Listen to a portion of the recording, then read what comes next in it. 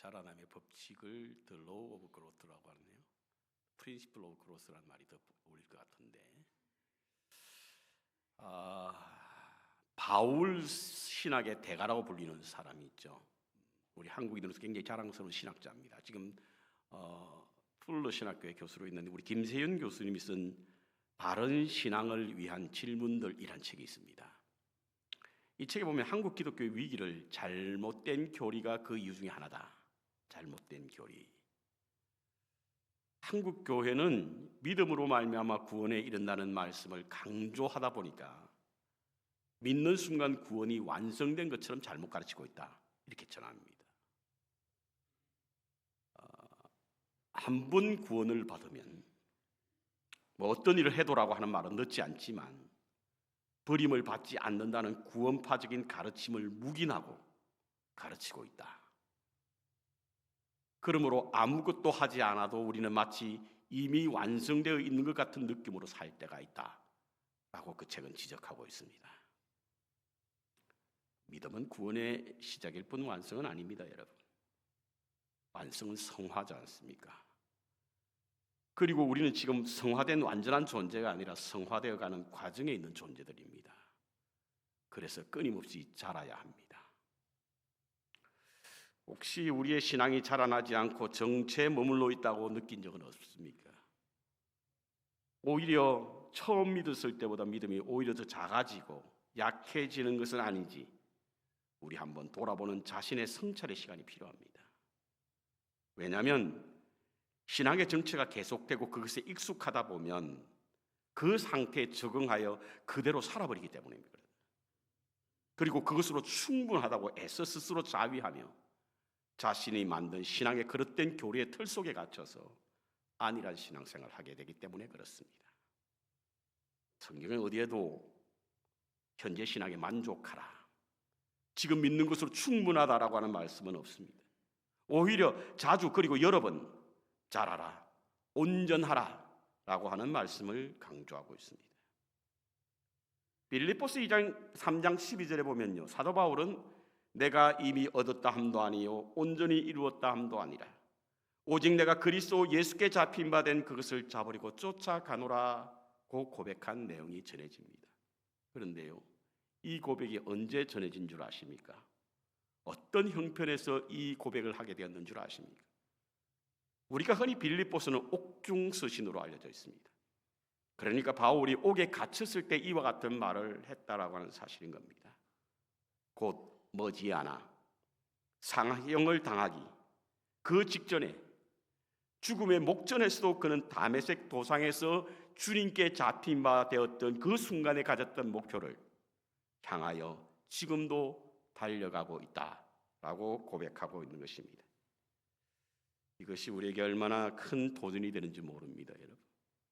우리도 생명이 다하는 날까지 믿음의 경주를 쉬지 않아야 하고 날마다 자라는 믿음의 삶을 살아야 될 줄로 믿습니다. 여러분, 자란다는 의미에는 두 가지 단어가 있죠. 성장과 성숙입니다. 성장과 성숙은 좀 다릅니다.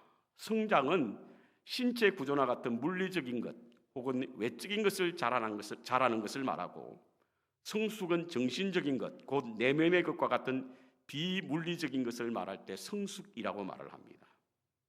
그런데 이 둘의 가장 큰 차이는 성장은 어느 시기가 되면 자라나는 것이 멈추지만 성숙은 존재하는 순간까지 끊임없이 계속된다는 것입니다. 그렇습니다. 육체 성장은 성장판이 열리는 시간까지 자라지만 성숙은 우리가 살아있는 동안 끊임없이 자라게 되어 있습니다. 오늘 여기 계신 대부분의 우리 성도님들은 성장판이 닫혀 있지 않습니까? 성장판이 닫히는 시기를 제가 인터넷에서 한번 찾아보니까 사춘기 시대 때 닫힌답니다. 그래서 사춘기가 지나고 나면 더 이상 자라지 않는 것이죠. 그렇다고 한다면 우리 성도님들은 대부분 성장은 멈추었다고 할 수 있습니다. 하지만 주님이 부르신 날까지 내적으로 성숙은 가능합니다. 건강한 믿음의 삶을 살기 위해 우리는 그리스도 안에서 끊임없이 자라야 합니다. 그렇지 않으면 신앙이 식어지고 열정이 사라집니다. 영적으로 시들고 메말라 결국에는 모양만 갖추어진 살아있다고 하나 실제로 죽은 4대 교회와 같은 그리스도인이 될 수밖에 없습니다. 오늘 본문에서 사도 바울은 자신이 믿었던 예수님, 그 예수님을 전파하여 각 사람에게 권하고 가르치는 이유는 그리스도 안에서 완전한 자로 세우려 하기 위함이다. 그리스도 안에서 완전한 자로 세우려 하기 위함이다 라고 전하고 있습니다. 그의 골로새 교회와 오늘 본문을 읽는 우리 교회의 사역의 분명한 목적이 전해지고 있는데요, 적당한 사람으로 혹은 대충 믿는 사람으로가 아니라 완전한 자로 세우기 위하여 그는 자신이 전파하고 사람에게 권하고 가르치고 있다라고 하는 사실인 겁니다. 완전한다는 말씀이 좀 부담스럽게 여기실 분들이 계실지 모릅니다. 그리고 세상에는 모두 흠이 있는데 완전한 사람이 어디 있습니까? 우리는 완전한 것이 불가능하지 않습니까? 라고 말씀하시는 분들이 계실지 모릅니다. 여기 온전하다 혹은 완전하다는 뜻을 가진 헬라어 텔레오스란 말은요, 잘한다는 의미를 가진 성숙이라는 개념이 담긴 신학적 용어입니다. 그러므로 온전해지는 것은 바로 성숙해지기 위하여 자라는 상태를 말하는 것입니다.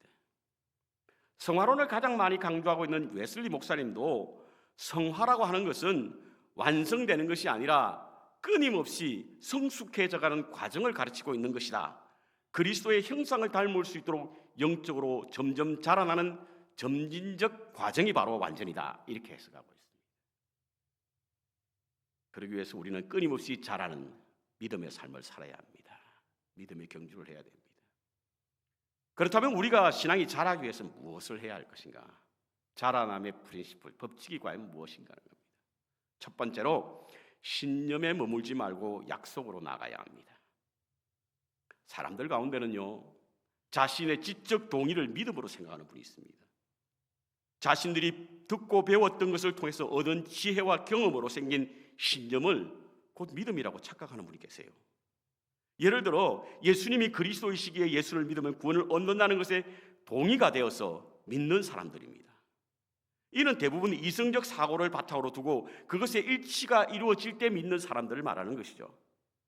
그리고 신념이 강한 사람일수록 자신이 믿음이 좋다라고 하는 착각에 사로잡힐 때가 있다는 겁니다. 여러분, 신앙과 신념은 다릅니다. 여러분, 닮긴 했지만 서로 다릅니다. 신념은 나의 의지가 담긴 것에서 비롯된 것이라고 한다면 신앙은 전적으로 위로부터 하나님으로부터 오는 것이 바로 신앙입니다. 그러므로 신념의 출발은 자신이지만 신앙의 출발은 하나님입니다. 신앙은 모든 행동의 동기가 예수 그리스도이지만 신념은 자신의 목적인 거예요. 그러므로 신념은 하나님 뜻보다는 자기의 생각이 우선되고 더 중요하게 여기게 됩니다. 그런데 신념은 언제든지 무너질 수 있습니다, 여러분. 우리는 유한한 존재이기 때문에 그렇습니다. 그래서 우리의 신념이 아무리 강하더라도 우리의 환경과 형편에 따라서 그 신념이 흔들린다는 거예요.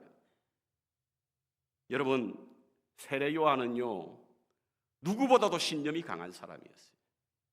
그는 예수님이 구세주란 사실에 신념에 찬 사람이었습니다. 그래서 자신은 내 뒤에 오시는 분의 신들매를 들기에도 감당치 못한다라고 하는 말을 서슴없이 했고, 그가 가졌던 그를 따랐던 많은 제자들에게 예수님을 쫓아가라고 말했던 사람이 바로 세례 요한이지 않습니까? 그리고 그는 그의 신념 때문에 헤롯 황제를 비난하다가 결국 감옥에 갇히게 되었습니다. 그런데 그가 감옥에 갇혔을 때 어떤 말을 했습니까? 그의 제자를 예수님께 보내요. 주님께로 향하여 오실 이가 과연 당신이십니까? 라고 물으며 의심을 했던 사람입니다. 그렇게 신념이 강했던 사람도 환경이 바뀌게 되니까 그 신념이 무너지게 된 것입니다. 신념을 가지고서는 신앙이 자랄 수 없습니다. 왜냐하면 자신의 신념으로 하나님께 가까이 나아갈 수 없기 때문에 그렇습니다. 하지만 약속은 그렇지 않지 않습니까, 여러분? 비록 약속은 당장 이루어지는 것이 아니라 할지라도 인내심을 가지고 하나님의 신실하심을 믿고 기다리면서 약속을 지키며 살 때에 관계가 깊어지고 관계가 쌓이고 그리고 신앙이 자라는 겁니다. 그래서 우리는 신념에서 약속으로 나아가지 않으면 우리의 신앙은 자랄 수가 없는 겁니다. 본문 25절에 보니까 바울은 자신의 경험을 이야기하는 거예요. 자신의 경험을 이렇게 고백합니다. 자신이 교회의 일꾼이 된 것은 하나님의 말씀 곧 약속을 이루기 위함이라. 그래서 너에게 가르치고 권하고 예수가 그리스도이심을 말하게 되는 것이다. 그는 신념의 사람이었지 않습니까? 그래서 예수를 따르는 사람을 죽이려고 다메스커스로 가는 길에 주님을 만나게 됩니다. 신념의 사람에서 비전의 사람으로 바뀌게 되죠. 신념을 가지고는 신앙이 자랄 수 없습니다. 비전의 사람이어야 됩니다. 비전은 곧 약속이지 않습니까? 성경에는 약속을 믿고 살았던 사람들의 이야기가 바로 성경입니다. 약속을 믿고 살았던 사람들의 이야기를 다룬 것이 바로 성경이에요. 그래서 기독교는 약속의 종교라고 하지 않습니까? 그 대표적인 것으로 바로 구약성경 신민수기 13장에 나오는 정탐꾼들의 모습을 통해서 신념과 약속이 얼마나 다른가를 보여주고 있습니다. 12명의 정탐꾼을 가데스 바네아라고 하는 곳에서 가나안 땅에 정탐을 보냅니다. 왜냐하면 그들은 이스라엘 백성들이 출애굽에서 광야를 지나 약속의 땅으로 가는 과정에 있어서 그 땅의 존재를 전혀 몰랐습니다. 도대체 어떤 땅이지, 누가 살고 있는지, 얼마나 기름졌는지, 얼마나 축복의 땅인지. 그래서 가데스 바네아라고 하는 곳에 도착해서 12명의 정탐꾼을 보내지 않습니까? 그들은 정탐하고 돌아온 후에 확연히 달라졌습니다. 10명과 2명의 차이가 있었죠. 10명이 전한 바는 이겁니다, 여러분. 그곳에는 아낙 자손이 살고 있어요. 장대한 거인 아낙 자손이 살고 있다는 거예요. 그리고 그 땅은 우리가 정복할 수 없는 땅이었다고 합니다. 여러분, 12명 가운데 10명도 믿음이 없었어요? 그렇지는 않습니다, 여러분. 광야의 길을 지나오면서 그는 하나님의 역사를 무수히 보아왔습니다. 그래서 그의 신념에 따라서 하나님은 계시는구나, 하나님은 우리 하나님이구나라고 하는 사실을 알았습니다. 그런데 그들 앞에 보여진 가나안 땅을 보는 순간 그들은 스스로 자신들이 메뚜기와 같은 존재라고 하는 그런 생각을 하게 되었습니다. 그런데 다른 두 사람을 보십시오. 똑같은 장면, 똑같은 모습을 보고 와서는 이렇게 말합니다. 그곳에 아낙 자손이 사는 것은 분명합니다. 그리고 그곳을 정복하기란 결코 쉬운 일이 아님을 우리는 압니다. 그러나 우리에게는 있고 저들에게 없는 것이 있습니다. 그것은 바로 하나님의 약속입니다. 그들은 그들의 신은 이미 떠났고 우리 하나님은 여전히 계신다고 하는 사실, 그러기에 우리는 정복할 수 있습니다. 무엇이 달랐습니까? 신념의 사람과 약속을 믿는 사람들의 차이가 바로 여기에 있는 겁니다. 우리는 우리의 의지가 반영된 신념을 가지고 신앙생활 하시는 분이 있는데요, 그것으로 우리의 신앙이 좀처럼 자라지 않습니다. 오히려 어떤 환경이 바뀌거나 위기가 찾아오면 자신의 의지로 말미암아 가졌던 그 신념이 무너지게 된다는 거예요. 그래서 신앙이 자라나지 않는 겁니다. 그래서 신앙이 들쑥날쑥한 겁니다. 약속은 변하지 않잖아요. 신념은 변하거든요. 환경에 따라 변하지 않습니까? 우리의 의지로 말미암아 생긴 것이기 때문에 우리의 환경이 달라지고 우리의 삶의 모습이 달라지게 되면 우리의 신념은 그냥 무너지는 거예요. 하지만 신념이 무너질 때도 약속은 여전합니다. 세상이 바뀌어도 푸른 마르고 꽃은 지나 하나님의 말씀은 영원하지 않습니까? 약속은 영원합니다. 그래서 그 약속을 붙잡고 가는 사람이 바로 신앙의 성숙한 과정으로 나아갈 수 있다는 사실인 겁니다. 광야의 이스라엘 백성들의 마지막 길목이었던 요단강을 건너는 장면을 한번 보십시오, 여러분. 요단강물은요, 당시에 우기가 되어서 넘실거려 감히 그 강을 건널 수가 없을 만큼 범람했던 곳입니다. 이 앞에 섰습니다. 아무도 그들을 건너려고 하지 않았습니다. 아니, 건널 수가 없었던 것입니다. 왜냐하면 자신의 경험과 지혜와 지식을 통해서 그 강을 건너려고 물에 들어가는 것은 마치 자살하는 행위와 똑같기 때문에 그렇습니다. 그때 어떤 일이 벌어졌습니까? 하나님의 약속인 법궤를 지은 제사장들이 그 법궤를 지고 요단의 그 발이 닿자마자 그 물이 갈라지기 시작한 겁니다. 마치 바다가 육지와 같았다고 말하지 않습니까? 그곳에 12지파 한 사람씩 강 중앙에 있는 돌을 집어다가 약속의 땅에 들어가서 그곳에서 하나님 앞에 함께 언약을 세우는 그와 같은 장면이 성경에 나오지 않습니까? 믿음이라고 하는 것은 하나님과의 약속을 믿고 이행하는 것입니다. 때로는 우리가 보는 것, 우리가 기대하는 것, 그것과 생각이 다르다고 할지라도 하나님의 약속을 굳게 붙잡고 하나님의 신실하심을 믿고 그것을 의지하며 살아갈 때 우리의 믿음은 성숙해져 가는 거예요. 내 주와 맺은 언약은 영불변하시니 그 나라 가기까지는 늘 보호하시네. 하나님의 언약은 영불변하십니다. 하나님의 약속을 붙잡고 갈 때 우리의 믿음은 자라게 됩니다. 눈에 보이는 것, 손에 만져지는 것이 아니라 할지라도 믿음이라고 하는 실체가 없죠. 믿음이 좋고 나쁜 걸 어떻게 할 수 있습니까? 약속을 얼마나 지키며 약속 있는 믿음의 삶을 사느냐에 따라서 그 사람의 믿음의 정도를 알 수가 있는 거예요. 그래서 약속으로 나아가야만 우리의 믿음이 성숙해질 수 있습니다. 두 번째로 은혜에 머물지 말고 헌신에 나아가라. 은혜를 받아 하나님의 은혜를 아는 것은 참으로 중요합니다. 그러므로 우리는 은혜를 사모하고 은혜 자리로 나가야 합니다. 하지만 그곳에 머물러서는 성숙한 단계로 나갈 수 없어요. 그곳에 머물러서는 우리의 신앙이 자라나지 않습니다. 헌신으로 반드시 이어져야만 성숙해질 수 있는 거예요. 제가 한번 여쭤보겠습니다. 은혜를 받은 사람과 헌신하는 사람 둘 중에 누가 더 주님을 사랑할까요? 누가 더 교회를 사랑합니까? 은혜를 많이 받은 사람과 헌신하는 사람 중에 어떤 사람이 하나님을 더 사랑하고 교회를 사랑하며 교회를 끝까지 지키고 교회를 위하여 충성을 다하는 사람입니까? 헌신한 사람이죠. 왜냐하면 하나님의 기적은 은혜가 아니라 헌신을 통해서 나타나거든요. 24절 보겠습니다. 바울은 이렇게 고백했습니다. 나는 이제 너희를 위하여 받는 괴로움을 기뻐하고 그리스도의 남은 고난을 그의 몸된 교회를 위하여 내 육체에 채우노라.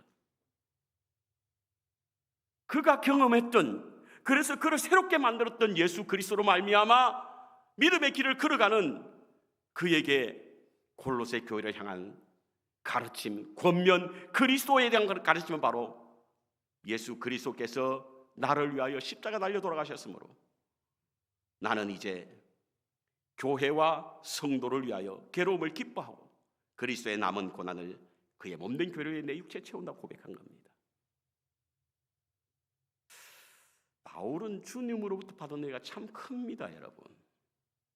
디모데전서 1장에 보면요, 자신은 이전에 비방자요, 박해자요, 폭행자였으며 죄인 중에 개수 본질상 진노의 자녀였다고 고백하죠. 그런데도 불구하고 하나님이 자신에게 직분을 주신 것이 큰 은혜였다고 고백합니다. 그런데 그는 은혜만 머물지 않았습니다, 여러분. 그리스도의 몸된 고난을, 그리스도의 남은 고난을 그의 몸된 교회를 위하여 내 육체에 채운다는 거예요. 우리는 이어 오병의 역사를 잘 알고 있습니다. 물고기 2마리와 보리들 5개로 5,000명을 먹였던 사건입니다. 그것은 은혜의 자리였습니다, 여러분. 아니 5,000명이 모여서 하루 종일 주님의 말씀을 듣고도 그 말씀이 지루하지 않았어요. 떠나지 않고 그곳에 하루 종일 하나님의 말씀을 들었으니 얼마나 큰 은혜가 그곳에 임했겠습니까? 은혜 충만한 자리였죠. 그런데 저는 이 말씀을 묵상할 때마다 궁금증이 생깁니다. 왜 그렇게 많은 사람이 은혜를 받았음에도 불구하고 헌신한 사람이 없었냐는 거예요. 고작해야 어린아이가 자신이 먹고자 했던 도시락 하나를 가지고 고사리 같은 손으로 주님 앞에 헌신했던 이 아이 하나밖에 없었냐는 겁니다.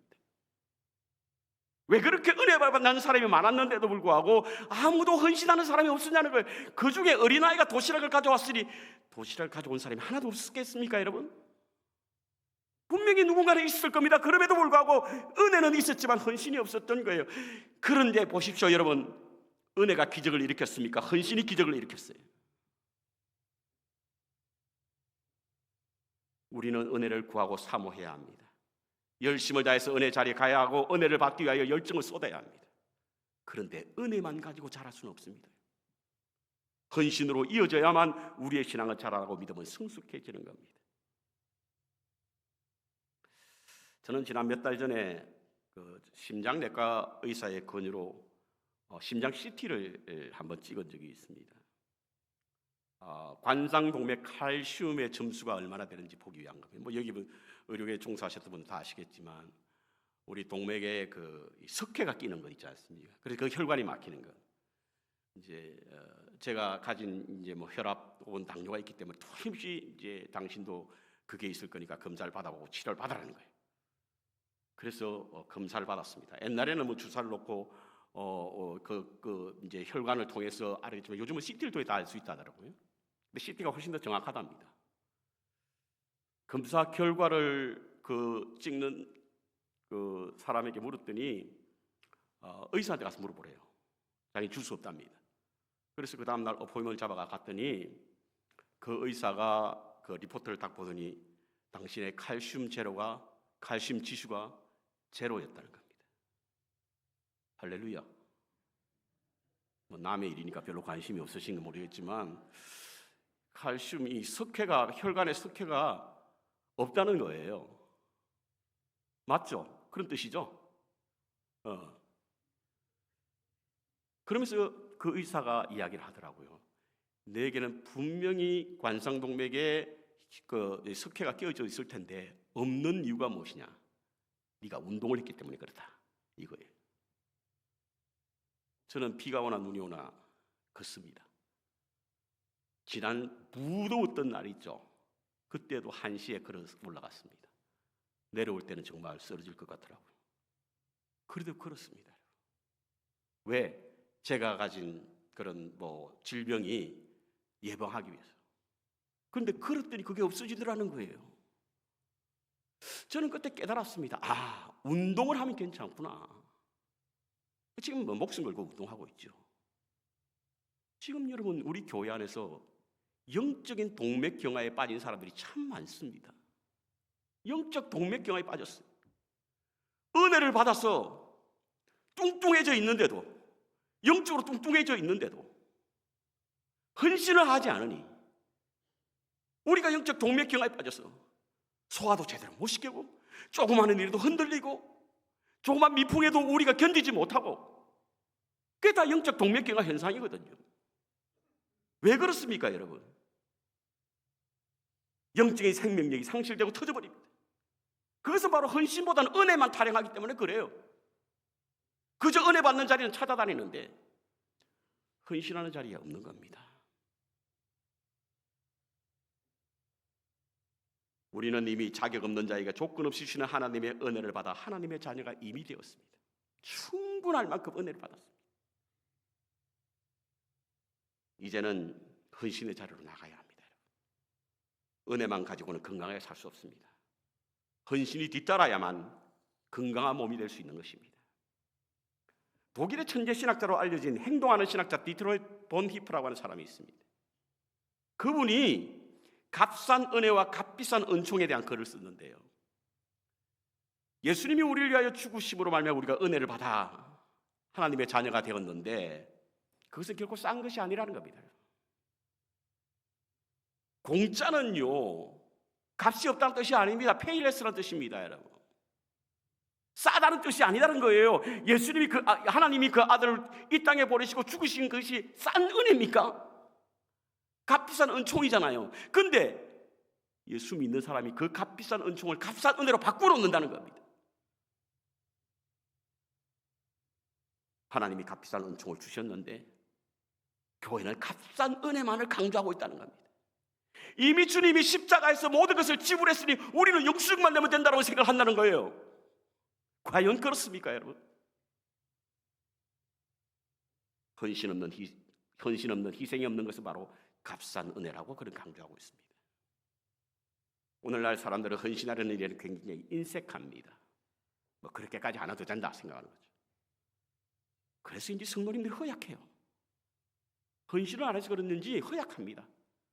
조그마한 가짜 뉴스에도 막 흥분하고 말이죠. 분별력을 상실하고 내공이 약해져서. 성숙이라고 하는 것은 얼마나 높은 곳에 도달하는 것을 말하는 것이 아니라 높은 곳에 이르기 위해서 어떤 장애물도 극복하느냐에 따라서 성숙이 이루어집니다. 그러므로 성숙하기 위해서는 헌신이 필요합니다. 헌신 없는 기독교는요, 그리스도가 없는 기독교와 똑같습니다. 마지막 세 번째로, 매력에 머물지 말고 노력으로 나아가라. 매력은 단순히 눈에 보이는 것 때문에 매력을 가지는 건 아니죠. 우리의 마음의 감정에서부터 비롯되지 않습니까? 그리고 그 매력은 신뢰와 공감을 갖게 함으로 말미암아 매력 있는 사람을 보면 참 호감이 갑니다. 우리가 신앙생활을 하게 된 것도 예수님에 대한 매력 때문이 아니겠습니까, 여러분?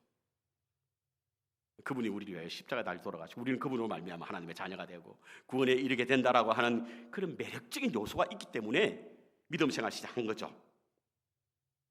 성도님들 가운데 정말 예수님의 매력에 쏙 빠진 분들이 계세요. 그리고 우리도 우리 이전에도 저와 같았다라고 하는 생각이 자꾸 개성에 빠질 때가 있습니다. 근데 그 매력에만 빠져 있다고 하면 우리 신앙이 자랄 수 없다는 거예요. 노력을 해야 됩니다. 왜냐하면 매력 그 자체가 우리를 자연스럽게 우리 신앙을 성장시키지 않기 때문에 그래요.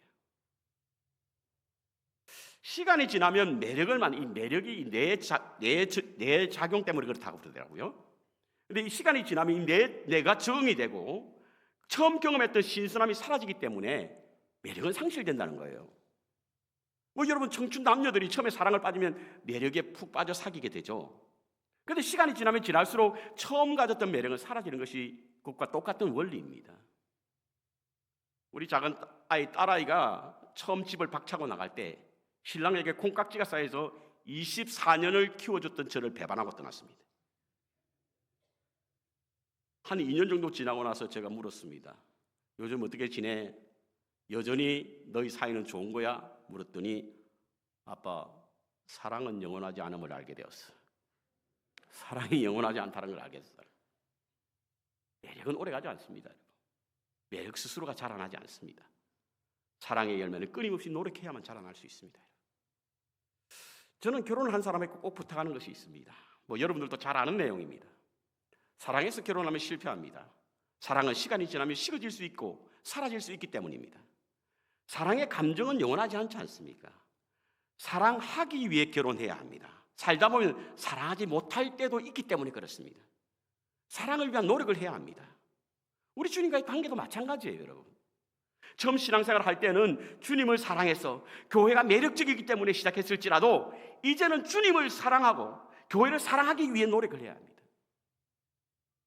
사랑하기 위해서는 우리의 노력을 멈추지 말아야 됩니다. 그렇지 않으면 사랑할 수 없습니다. 본문에 보십시오. 그리스도 안에 성숙하기 위하여 가르치는 바울은 29절에 나 바울도 내 속에서 능력으로 역사하시는 이의 역사를 따라 힘을 다하여 수고 곧 노력을 한다. 뿐만 아닙니다. 바울은 디모데전서 4장 15절에 보니까 이 모든 일이라고 하는 것은 내가 좋아하고 내가 사랑하고 내 마음에 들고 나를 인정해주고 내가 남한테 과시할 수 있는 어떤 것을 위해서 일을 하지 말고 모든 일, 어떤 특정한 일을 하지 말라는 이야기예요. 그것에 전심전력하여 너의 성숙함을 모든 사람에게 나타내게 하라. 모든 일에 전심전력하게 될 때는 우리의 성숙함이 드러나게 되고 그것을 사람에게 보이라는 거예요. 주어진 일에 전심전력하는 노력으로 인해서 우리는 성숙할 수 있고 그 성숙함을 사람들에게 나타내 볼 수가 있는 줄로 믿습니다. 우리가 하나님의 은혜로 구원을 얻는다고 믿고 고백함으로 구원이 완성되는 것은 아닙니다. 주님의 형상을 닮으려는 노력을 해야 됩니다. 믿음 생활은 그저 자라는 거 아니죠. 저는 우리 집사람이 텃밭에 뭘 심고 나서 어떤 날은 아침마다 가 있어요. 그냥 도와주면 잘하지 뭘 그렇게 열심히 하냐. 안 자란다는 거예요. 오히려 잡초만 무성이다. 잡초는 돌보지 않아도 오히려 무성하게 자라더라고요.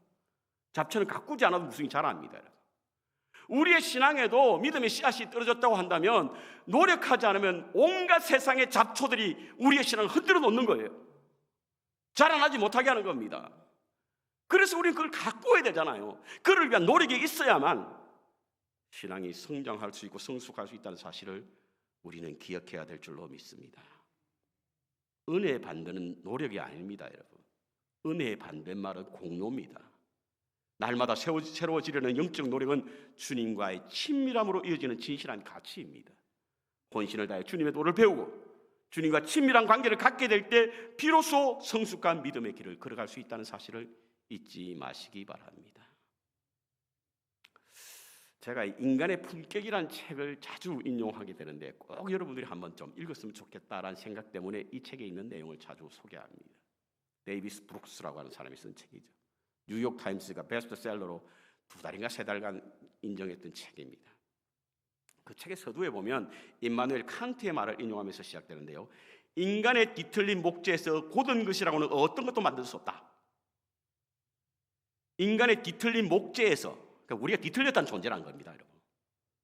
그 속에서는 고든 것이라고 하는 어떤 것도 만들 수 없다라고 하는 말을 시작하는데, 그래서 우리는 우리 스스로가 뒤틀린 목재라고 하는 생각을 해야 되고, 자신이 뒤틀린 목재라고 생각하는 사람들은 자신의 결점을 적나라하게 인식하고 스스로 약점을 보완하는 과정에서 생기는 투쟁을 통하여 자신의 인격이 형성된다고 말합니다. 자기는 문제가 없다고 생각하는 사람은 인격이 형성될 수가 없어요. 나는 뒤틀린 존재라고 하는 사실, 그래서 나로 말미암아 어떤 고든 것도 만들 수 없다라고 하는 것을 인식하고 스스로 그것을 통하여 보완하고자 하는 노력 속에 일어난 투쟁을 통해서만 우리의 인격이 형성된다. 인격은 거저되는 거 아닙니다. 그리스도의 품격은 거저되는 게 아니에요. 나 스스로 하나님 앞에 나의 부족함, 나의 나약함을 알고 그것을 보완하기 위하여 투쟁을 벌이는 과정에서 생기는 것이 바로 그리스도의 품격인 줄로 믿습니다. 그래서 데이비스 브룩스라고 하는 이 저자는 우리의 삶은 성공이 아닌 성장과 성숙의 이야기다, 이렇게 소제목을 붙였습니다. 믿음 생활은 우리가 지금 누리고 있는 삶보다 조금 더 나은 삶, 우리가 누리고 있는 편리함보다 조금 더 편리함, 우리가 누리고 있는 안전함보다 조금 더 안전한 것, 이것을 위해서 신앙생활하는 거 아닙니다. 우리의 목표는 분명히 정해졌고 그것을 향하여 달려가야 하는데, 새로운 변화된 삶을 위하여 우리는 끊임없이 성숙해져야만 온전함에 이를 수 있는 줄로 믿습니다. 세상 사람들은요, 이 땅에 교회 출석하고 믿음 생활하는 사람들에게 그냥 그리스도인이 되는 것을 원치 않습니다. 성숙한 그리스도인이 되기를 원합니다.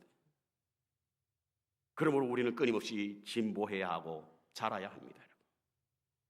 고린도전서 3장 6절에 보면 바울은 나는 심었고 아볼로는 물을 주었을 때 오직 하나님은 자라나게 하셨으니, 자라게 하시는 분이 하나님이십니다. 하나님이 우리를 자라게 하세요.